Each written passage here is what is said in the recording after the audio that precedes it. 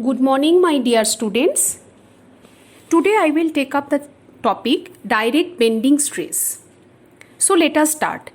I hope you have seen my earlier videos on bending stress. I have uploaded 2 videos on it. So please see that 2 videos to understand this topic, that is the direct bending stress.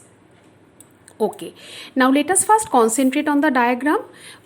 I will explain you what is direct bending stress first, how it is developed in a structure. So a column is there. In that column, a load P is acting, but as you can see, it is not acting along the axis. It is acting at a distance of E, where E is called the eccentricity and P is called the eccentric load. What is eccentric load? The load which is not acting along the axis of the structure but a distance away from the center line or the axis of the structure is called an eccentric load. So when an eccentric load P is acting at an eccentricity E, now let us see what happens to the structure. After that, you refer the second diagram. In the second diagram, what I have done it, that I have introduced two equal and opposite forces at the center of the axis. You can see it in the red pen that one P load is acting downward and a P load is acting upward. So by that way they are nullifying each other. But why we are doing it, it will be just clear to you why we are introducing one downward load and then one upward load at the same line. And the magnitude of both these loads are P. So I am talking about the load P written with red color. Now see the third diagram. The second diagram I have now segregated into two parts. One part, the first part is the direct stress, that P I have drawn with a red color along the axis acting downward, that P I have segregated, and with that I can show another bending stress developed by the blue color P and the red color P which is acting upward like that way. So if you see the marked red color curve over here, you can see that there two parallel forces P, they are of equal magnitude, they are acting in opposite direction. The blue one is acting downward, the red one is acting upward. So by that way they are creating a couple. Couple is also a type of bending moment. So they create a couple or a bending moment in the structure. So when a bending moment develops, as we have learned it from my two previous video, that a bending stress is developed.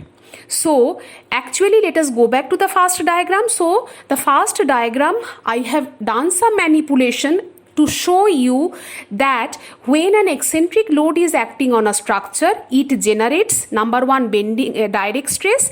Along with that, a bending stress is developed due to the moment created in it. So this is the meaning of today's chapter, that is the direct bending stress as well as bending stress. So here I have written the meaning of the notation. P is the load applied, E is the eccentricity, A is the cross-sectional area. Now let us find out what will be the resultant stress generated. Resultant stress sigma R is equal to direct stress plus minus bending stress. I will discuss it in further just in a few minutes. So let us see sigma D plus minus sigma B. What is sigma D? That is the direct stress. Direct stress is generated due to the load acting along the axis. And what is the bending stress? Bending stress is the stress generated due to the bending moment developed in the structure. Now what is direct stress? As you can remember that the direct stress is what? The internal resistance divided by the cross-sectional area. What is the internal resistance? That is equal to the applied load. That is what? P by A, correct? So the direct stress is P by A plus minus sigma B is what? M by I into Y. We have learned in my previous video, that is, what is the formula? Simple bending equation. Sigma by I is equal to M by Y. So from there sigma B is equal to M by I into Y. This is equation number 2. Now what is M over here? M is the moment developed. What is the value of the moment? Moment is equal to force multiplied by the perpendicular distance. What is the force over here? P. What is the distance of the force till the axis? E. So the value of the moment is P into E. Now what is I? I is the centroidal moment in inertia, that is IGX or IGY, but in this case here it will be IGY as the bending is happening along the Y axis. In the previous chapter, if you remember, previous videos, if you remember that there we used to take the formula of IGX because the bending happens of a beam along the x-axis, but here as it is a vertical structure, a column, a chimney, like that way. So here we will use the formula of IGY. And y is the distance of the neutral axis till farthest fiber. So from the center line till the end of the structure, see, I have shown you in the first diagram what is the value of y. Now again just go back to the equation number 2, that is sigma r equal to p by a plus minus m by I into y.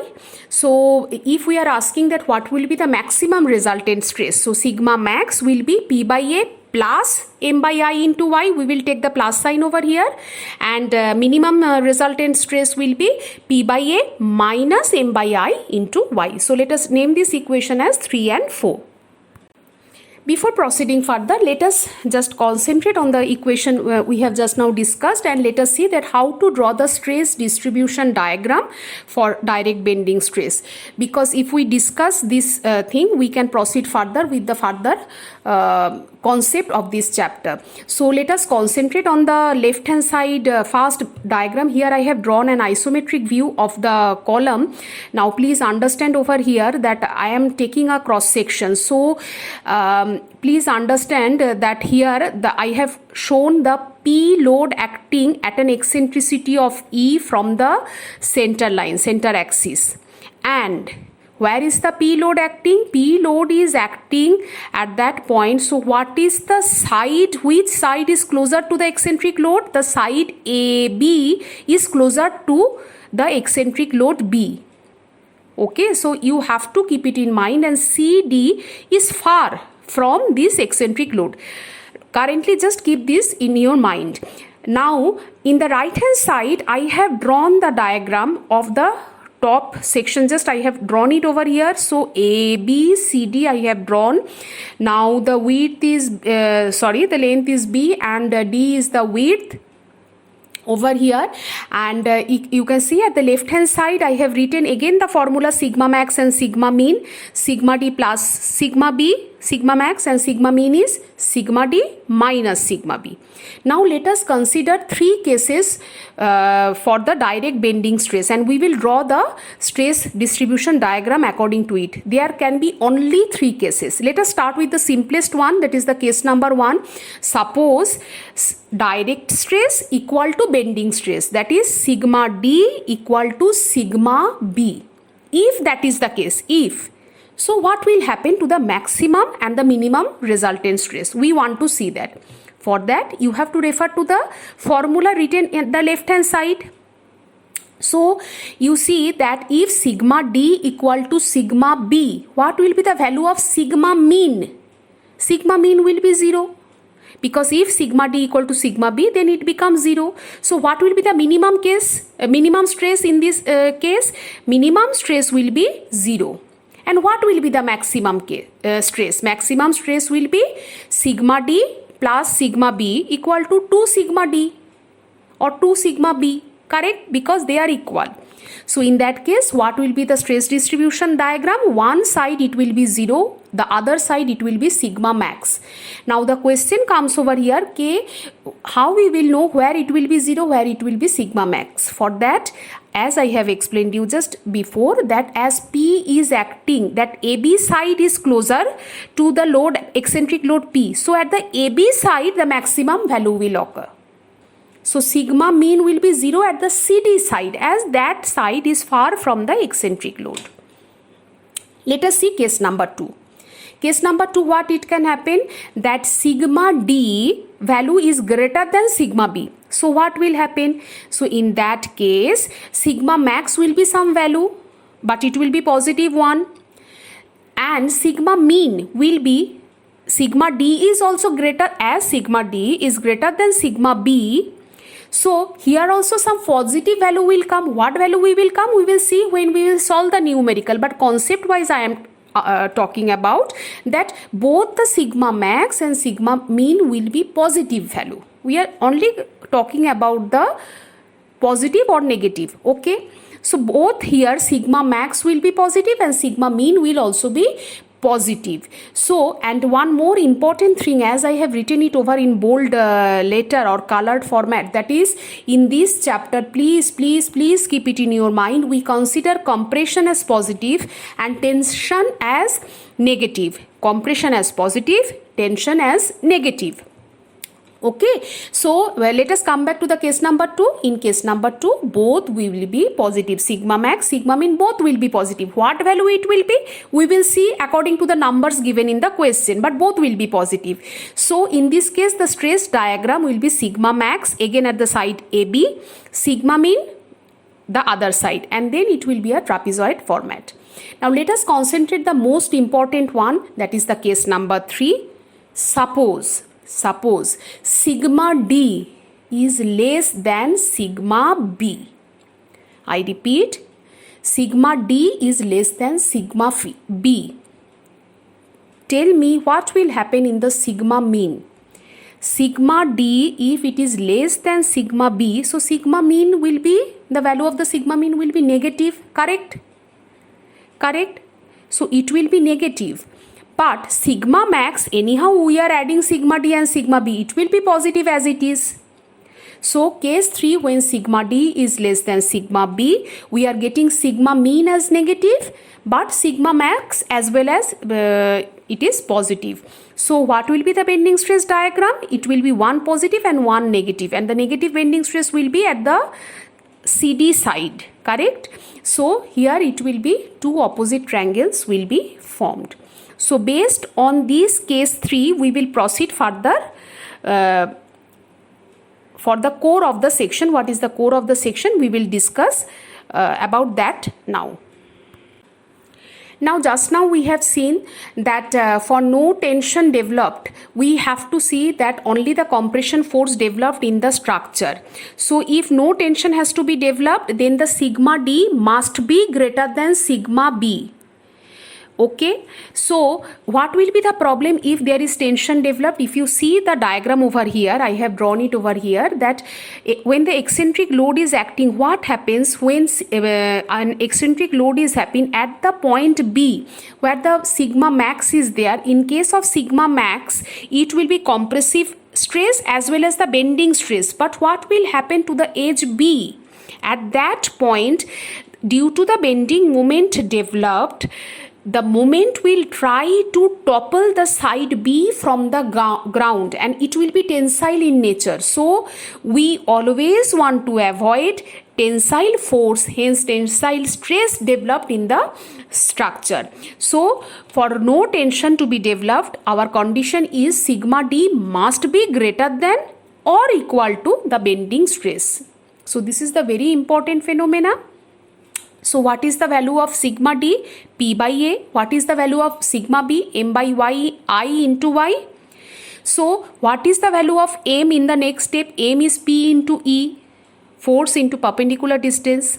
So from here we get the value of E must be less than Z by A, or E must be less than equal to I by AY.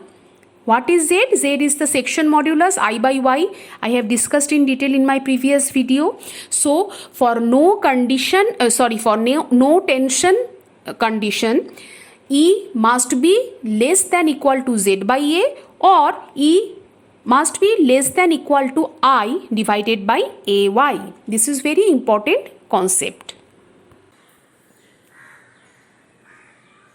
Good morning, dear students. Today I will teach you core, kernel of a section. What is core? Core is a section where load should be applied so that no tension is developed. That means what? Only compressive force is developed. So what is core, kernel or kern? K-E-R-N. This is also pronounced as kern, kernel or core. Core is that section that where you should apply the load so that no tension is developed. Only compressive force will be developed. What is the formula for it? Formula for it is Exx is equal to Igx by Ay and Eyy equal to Igy by Ax. Let us see the meaning of the notation. Igx and Igy, these are the moment of inertia about centroidal x and y axis. For this, you see my previous video of moment of inertia, the basic formula used in the theory of structure. You can refer that video also. There you will find the entire table of Igx and Igy. That means how to find out the moment of inertia of any figure about its centroidal axis. Next is capital A. Capital A is the area of the section. Y and X, what are these meaning? That is Y and X. Y means the distance of the neutral axis till the farthest fiber along X and Y axis. For this Y and X, you please refer to my previous video of bending stress. There I have explained it elaborately that what does it mean Y and X. Y is the distance of the neutral axis till the farthest fiber along X axis, because when we measure the vertical distance, that is Y, it is from the X axis we measure. That vertically how much we will go up or down from X axis. And similarly, when we measure X, it is from the Y axis horizontally how much it goes right or left. So it is like this way. Anyhow, if you have missed or didn't see my previous video, in here also I will explain this Y and X with an example of a problem. So don't worry. Next is Exx and Eyy. I have told you that this is the formula for the kernel or the core of a section. So what is Exx and what is Eyy? That is the main thing. Exx and Eyy is, these are the distances from the neutral axis from Y and X axis where actually the load should be applied. This is also called the eccentricity. Okay. So now I will explain with an example that how to find the core of a section.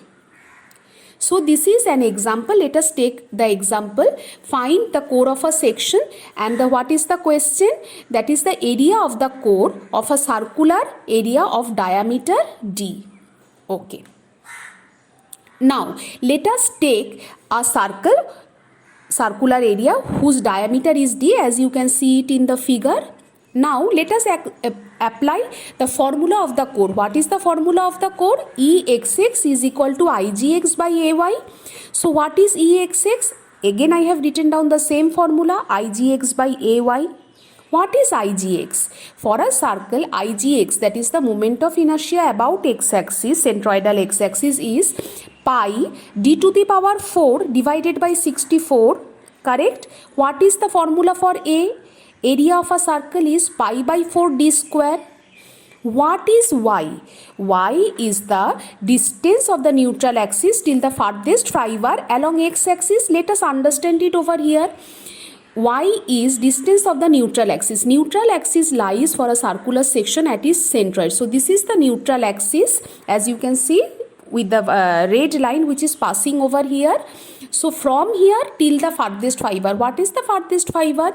That is the extreme left or the extreme right side of the circle. What is this much distance? This much distance is the radius, that is the half of the diameter, that is d by 2. If d is the diameter, radius will be d by 2. Correct? So here I have put all the formulae Igx, A and Y. So if you simplify it, as you can see over here, it simplifies to d by 8.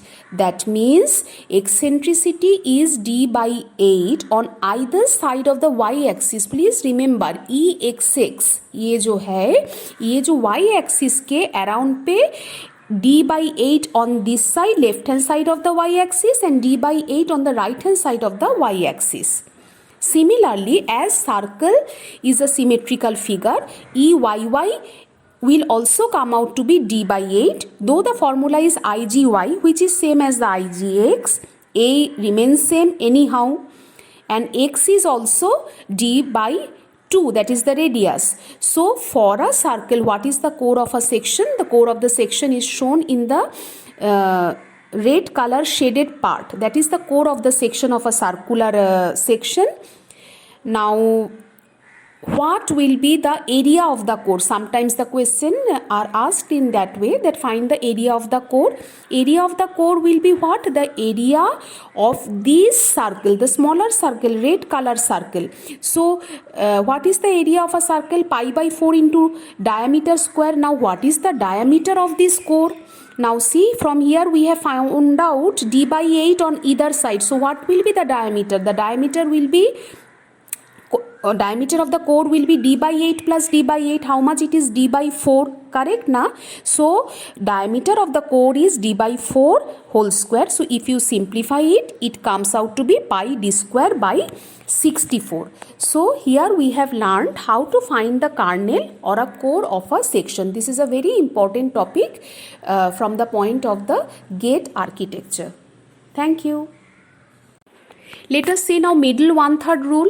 There is one concept called middle one-third rule that comes from here. So let us discuss that. For no tension condition, just now we have seen that E must be less than equal to I by AY.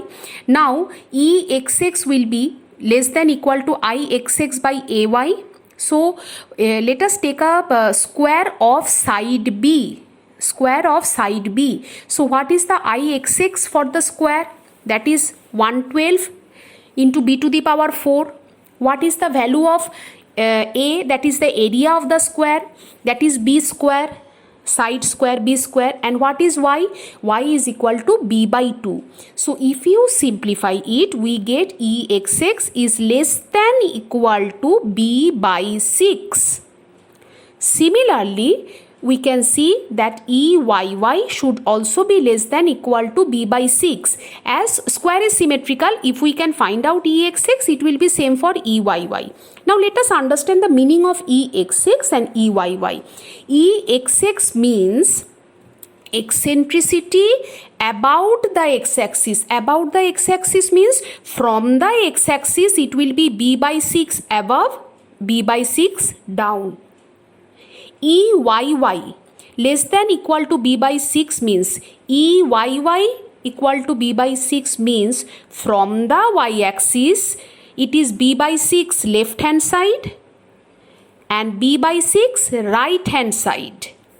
So there is left hand side, right hand side, there is up and down. I hope you have understood the meaning of EXX and EYY. And if you concentrate on the diagram, there I have drawn it and shown you that if you add b by 6, b by 6, so the total length becomes b by 3, both side. Correct? And by this way, if you join all the points, 4 points we are getting on each side of the axis, left side, right side, upside, downside, 4 points we have got. Now if we join it, we will get a rhombus. This rhombus is the core of the section or core of the square section currently we are discussing. And what is middle one-third rule? This is the middle one-third rule, that for no tension to be developed for a square cross section, the load must be applied at this portion, that means the core of the section, which I have shown by shaded line, that within b by 3 lengthwise and the breadthwise, b by 3, b by 3, within this rhombus area we have to put or we have to apply the load, then no tension will be developed. Let us solve one numerical. Find the core of a section for a 400 millimeter square cross section. What is our first step? E is equal to I by AY. A is equal to B square, that is 400 square, that is equal to 16 into 10 raised to 4 millimeter square. Next step is step number 3, I is 112, B to the power 4, B is 400. So we are getting 2.13 into 10 raised to 9 millimeter to the power 4. Then y is equal to b by 2, that is 200 millimeter. So the value of eccentricity is coming as 66.6 millimeter on each side of the axis. So just now I have shown you how to draw the core of a square cross section. So you can do this by this way as I am showing, or you can directly put the value over there, that is b by 6 and b by 6, by doing the derivation, and directly also by putting the formula you can do it. But if you want to do it like this way, so this is the example how you can do it from the basic. Now let us solve another problem to find out the resultant stress, that is the maximum and minimum resultant stress. A short masonry pillar of 250 mm outer diameter and 200 mm inner diameter is subjected to an eccentric load of 90 kN with an eccentricity of 75 mm. Find the maximum and minimum stress developed in the pillar. So let us see how to solve the problem. See, here I have drawn the diagram. Whatever is given in the question, I have put it in the diagram. So a pillar I have drawn, P is equal to 90 kN, eccentricity 75, so E equal to 75. And see, the diameter, outer diameter is 250, inner diameter is 200. Okay, so this is the basic given data already. I have first put it. Now let us see how to proceed further. First step is to find the direct stress, sigma D equal to P by A. P is in kilonewton. So 90 kilonewton means 90 into 10 cube Newton. What is area? Area formula for a hollow circular cross section is pi by 4 dO square minus di square, as I have shown it in the diagram, that is outer diameter and the inner diameter, dO and di. So this gives us 17.6 into 10 cube millimeter square. Now from 1 we can find the value of direct stress as 5.09 Newton per mm square. P and A both values we know, so we can find out the value of direct stress. Next step is bending stress. What is the formula? Sigma B is equal to m by I into y. M is what? P into E. P is 90 to 10 cube, E is 75. So we get the value of M. IGY is equal to pi by 64 dO raised to 4 minus di raised to 4. So we get the value of IGY. Next is Y. Y is what? 250 by 2, 125. So sigma B from step number 2, the formula we are getting m by I into y. If you put all the value, we are getting 7.45 Newton per mm square. Now let us come back to the step number 3, maximum. Maximum stress, what I have explained you earlier, that is sigma D plus sigma B. So that gives us 12.54 Newton per mm square. And sigma mean is sigma D minus sigma B, that gives 5.09 minus 7.45, that is minus 2.36 Newton per mm square.